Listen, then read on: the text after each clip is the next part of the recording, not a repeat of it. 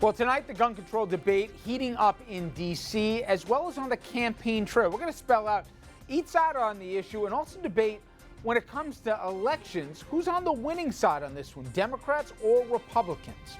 Then, who's the most powerful guy in New York? It may not be who you think. Well, at least that's according to a new article coming out from The Observer here. It talks about the power brokers in New York. And I'll give you the hint. Number one, not the governor. Also, drama over a replacement for Speaker John McCain. A stunner today. The front runner dropping out, and now the race in disarray. Good evening, everybody, and welcome to RFL. I'm Richard French. Thank you so much for joining us tonight. And tonight we begin with a gun debate that is front and center in the wake of yet again the latest tragic shooting, this time out of Oregon. Here is what Governor Andrew Cuomo had to say soon after the tragedy occurred. If the far right is willing to shut down the government because they don't get a tax cut for the rich, then our people should have the same resolve and threaten to shut down the government if they don't get a real gun control law to stop the killing of their innocents. Well, Senate Democrats aren't running away from a message where in years past they thought this was a losing issue. In fact, they're taking it to heart. New York Times reporting, quote, Thursday will begin a new push for gun control legislation in the U.S. Senate, and Democrats plan to block other bills until their measures get a vote. They want to do essentially what Hillary Clinton has proposed, which is strengthen background checks and eliminate loopholes that allow people who shouldn't get guns to get guns. Well, that's the Democrats' position. Republicans, especially presidential candidates, they're saying the problem is not too many guns or not enough gun laws. It's the people who are shooting them. Guns, no guns, it doesn't matter. You have people that are mentally ill, and they're going to come through the cracks, and they're going to do things that people will not even believe are possible. Now, whether you like Donald Trump as the messenger or not, Ben Carson has said similar things, other candidates echoing it on the trail as well. So which message is more on point here? The Democrats' position that you're going to see front and center in Washington, or the GOP is certainly presidential candidates trying to make their case. Well, let's bring in our panel to get into this first debate. Scott Vanderhoff. Scott's an attorney and former five-time Rockland County executive. Ed Cox, chairman of the New York State Republican State Party here. Mike Morey. Mike's senior vice president of public relations at SKD Knickerbocker. And Dominic Carter, political journalist, of course, and author. All right. Let me start on this side and work our way around. Mike, I can't tell you the amount of Democrats that I've had that'll sit in the chair over here. When the red light's on, they're going to say, gun control, it's important, we should do this, that, and the other thing. As soon as the light goes off, they say, we're going to lose on this thing, right? At least on the national level. Now, easy for Cuomo to say he's in a blue state. He's already got, SAFE Act and all the rest passed.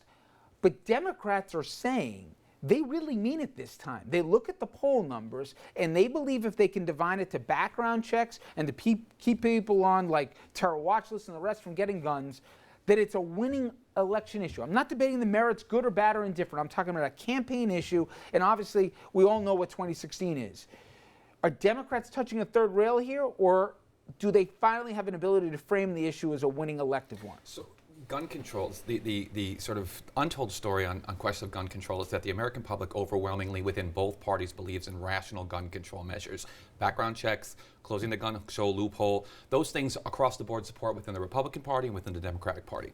What you're seeing happening now is you've had a spat now all the way back to Columbine, but more closely Newtown, where the public is starting to say, like, wait a minute, every day we turn around once a week, there's a mass shooting in this country. Democrats now have an opportunity to take a tactic the Republicans have done. If shutting down the government to get gun control is not something you should shut down the government for, but not raising the debt limit is, I think that's what the Democrats are trying to show is that, look, this is a matter of life and death in some places. And so therefore, we're going to take an issue like closing the gun show loophole, background checks, which is not taking away anyone's guns rights. It's just making sure that people who shouldn't have guns don't get them. And when you apply for a gun at a gun show, you go through the same rigor when you buy it at a gun shop. So I actually think, and if we look at the politics of this, the Senate Republicans have major seats to defend in swing states in this country, where a discussion of closing the gun show loophole and a discussion about background checks could be decisive and energizing for a mainstream Democrat in a state in which a Republican can lose. Dom, every poll backs him up. in terms of nationally, and even the NRA members support universal background checks. However, if it stayed that way and was isolated to that debate, I think the Democrats are right. But what we've seen every time is the word or phrase slippery slope will work its way in by the fifth or sixth word, and then it's not going to stop there. You know, they're going to have a registry, they're going to come get your guns, they're going to do whatever else. And in state after state where there's a tragedy, what happens? There's a run on guns. So I know Mike's right. I've seen the same data that he's talking about, and he's even put it more with a finer point that you got swing states now at play. But I can point to Colorado, or in the aftermath of the Columbine shooting, and they go to put, even after Newtown, they go to put some changes. Senate Majority Leader's out on his keister here looking for work because they had a recall and they pushed him out. My point to you is, can they keep it on one issue, or does it get into assault weapons? Does it get into all other things that they have more trouble with winning races? Mike is right. Winning message. Republicans are going to call their bluff. Conservative Republicans. Democrats may talk a good game about potentially shutting down the government, and perhaps if there is one issue that should illustrate that, this is it, a life or death issue. But if, and I know you're going to talk about this later, but if the Republican Party can't even pick their own leader in the House, you think they're going to buckle to Democrats threatening to shut down the government on the Second Amendment? I don't think so. Yeah, but you're missing the point here, I think, some of us. I mean, there is a real serious tragedy in this country and in this state with regard to dealing with mental illness.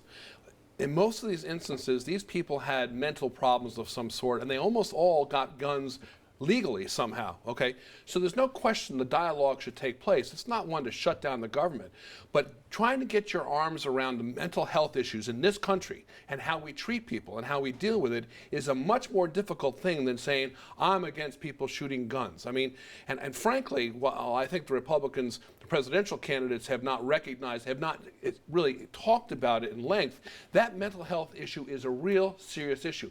This kid was another loner. The same thing. People knew it. His parents knew it. I mean, it could have been prevented.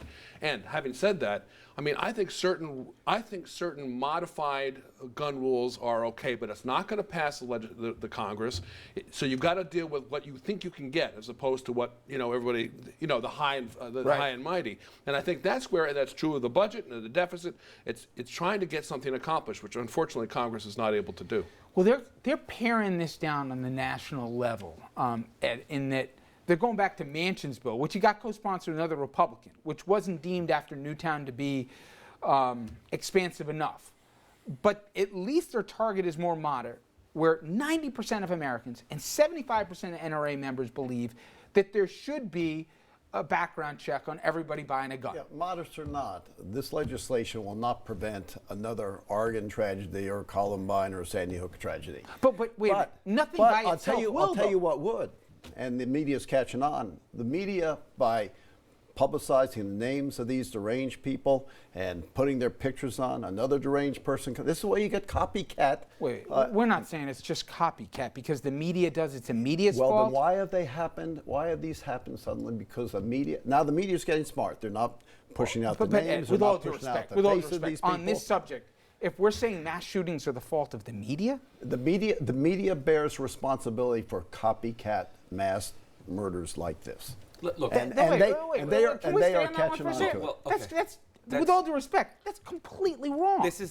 We have more mass shootings in this country that aren't even publicized. Do you know, we did the numbers. I'm not trying to bore everybody to death with how much data, because it can come at you, but we have more mass shootings in this country.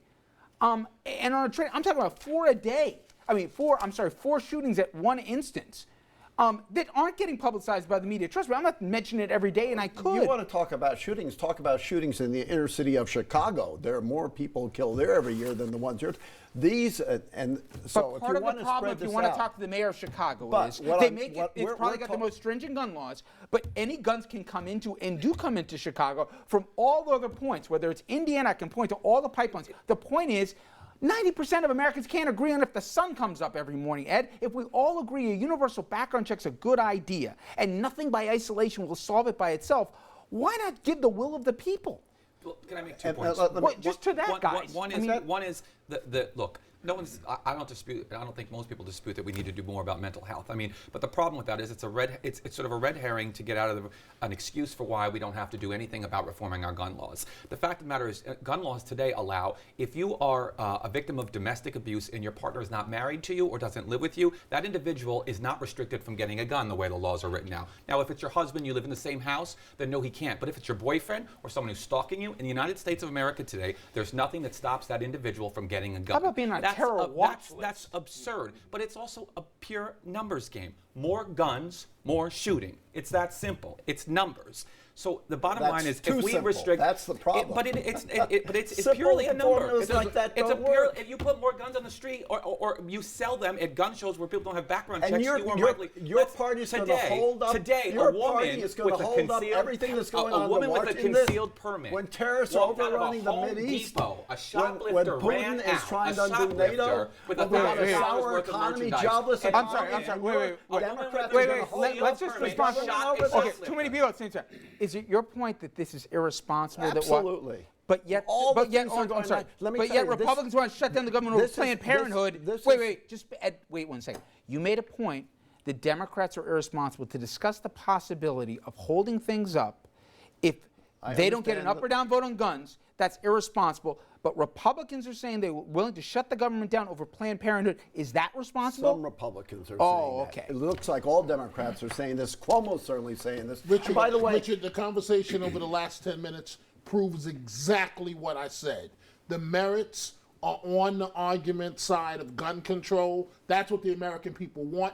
This conversation over the last 15 minutes proves it's never going to happen. It just felt like 15 minutes. It's only been 9. But I'm with you. What could here's happen a question. what Do you could do it happen on the is, federal if you level? have this Mike, come debate- on a second. if Look, you you've been have this- talking. hold Come on on. one Oh, second, you Mr. just hold If up. you Oh. have this debate, Hey, come on. If this debate happens, and it does fail, what it does allow to do is send a message to candidates who lost on gun control, the same way the NRA took out Democrats in the South who were in favor of gun control. You may not get a law passed, but what you will do is send a message to a candidate in a swing state that if you can't get on board with sensible gun control, then you'll no longer hold office. So you say shut down the government for this? I'm not saying shut down the government at all. I'm saying there have been. That's what your I party's have saying. not said that. Yes, you are. I've said there have been. I and said you secondly, would shut down the government on the here's the debt question. limit, but Here's- when it comes to guns and killing kids, we wouldn't. Let me look. Should this be done on the federal level or the state level? I think we need. Look, you can't. The patchwork of gun laws in the states Listen, don't work. listen, New York because does come from the and South. you, Do it state I, by the state, whole you get the 5 of us, experience I with it. think would agree.